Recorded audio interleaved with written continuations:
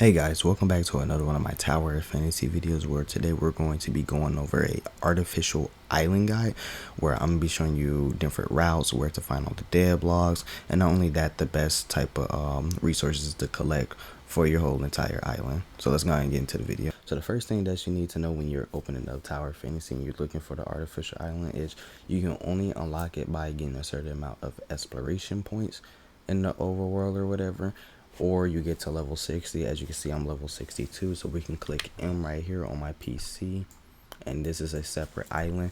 And that's another thing you need to know: there's two types of islands. You got the regular island, which you can explore for resources, and you can get them red nucleus and new SSR relics that you're able to collect. And then you have to build one, where to go to the build one, you'll click build, you'll click go, and then they'll teleport you here. And then the next thing that we need to talk about is the dead laws, now that you know how to get to the artificial island. So when you're doing the dead laws, which is in the other version of the artificial island, there's going to be 10 that you have to collect. There's some guides on YouTube that you can look at, and they'll show you the exact locations of where they are at. So I suggest you guys take a look at that, because I recently just finished that. After you finish collecting all 10 of those dead laws, you'll come back to color door, and once you come back to color door, you'll be able to click OK with him. You'll have some exploration points, and then you'll pretty much finish that quest, right? It's a pretty long and annoying quest. Now the next thing that you need to know when we come back to this artificial island, of course, is this is your home base. This is the center, this is the brain of the operation, and everything that you need to know. You have to have this upgraded before you're able to upgrade any of your other resources. I think I'm able to push this to 4, because that's how many resources I got. I could push it to 4. Yeah, and you get a little timer to upgrade it. So that's, like I said, the brain of the operation. And then the next thing you're gonna have is all these different little like places right here. You'll be able to pick up resources like how I did right there. And they all drop different like types of resources. That one dropped energy, this one dropped metal, and you can pretty much look at each one and see like what type of resource that they drop. Now, two things that you need to know about that are not an actual resource building is this right here, which is the workshop. Now if we scroll down through this workshop at level 5, you're able to start building or crafting SSR matrices. Hold up, level 5 right here. You're able to start crafting these, so I'm going to naturally assume this has a lower percent chance than if you was to wait to 7 and build it, right?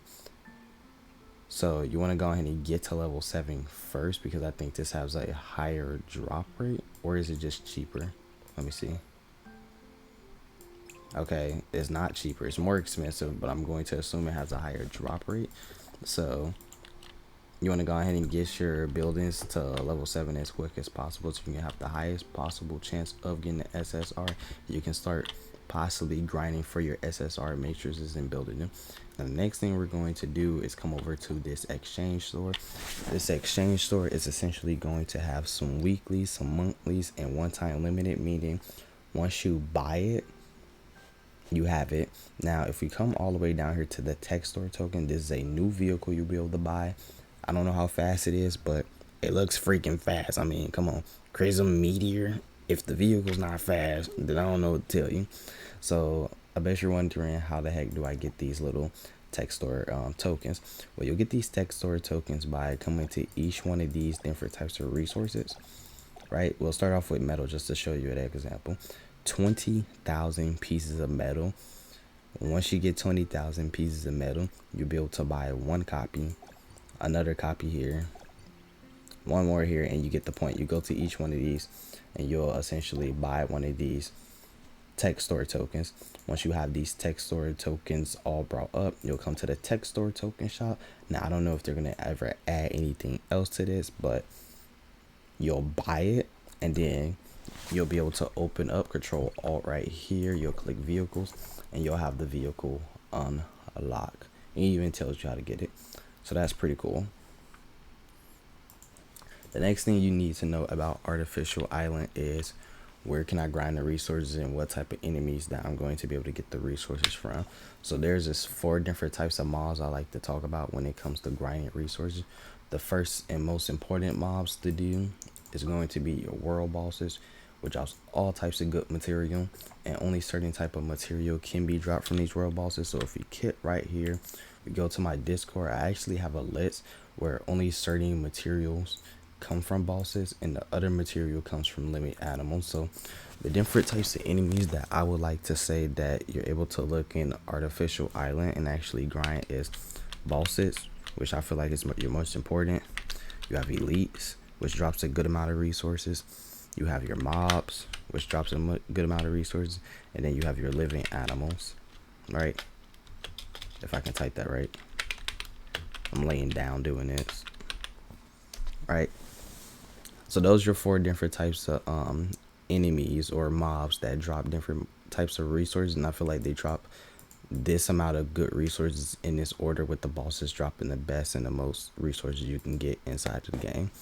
So that's the next thing you need to know. In the little route that she'll be taking, it's actually fairly easy. I don't have a map because I'm not blessed, but even still, without a map, it's still pretty easy to follow. You'll start right here, and simply what you can do is you can either start here or you can start here. You basically start here at Puddle Lake. You'll start grinding right here. You'll have some elites, a mob. You'll come to the world boss, kill it, come here. After you do that, you'll come follow this route, kill some living creatures or whatever. Do not take any teleporters. Just take your bike, kill enemies while you're on the way. Come to simple period or whatever you want to call it. Kill this little area camp. Come down to ring arena, kill that world boss. Come right here, kill some more mobs or whatever. Then you'll come down here, which I think is some mobs right here. Pretty much if you see a giant construction, there's going to be some type of mobs there, which there's some here actually, now that I'm thinking about it, because I just got through clearing that. You'll come over here to Rusty Island camp. There's going to be more mobs. You kill all those guys. You come down here, kill some more living animals if you see any. Kill this world boss. I don't know if something's right here, I can't remember, but you'll definitely come from right here to here. You'll kill some more elites and some mobs. Same thing here. Then you'll come down here, right here where it's Sea Salt Gate. You'll see some more elite mobs, kill them. Come across this water, kill this world boss, and then you'll pretty much finish up by killing whatever enemies are left in between here. So yeah, that's pretty much the guide or whatever, the route. I can make arrows and draw them out if you guys want and put inside the Discord, but I'm pretty sure someone's going to make a map, so I guess I'll wait for that, or make one if you guys really want me to. But it's fairly simple. You'll just basically follow this map in a circular rotation and make sure you kill living enemies while you're on the way to get the most amount of resources you can possibly get.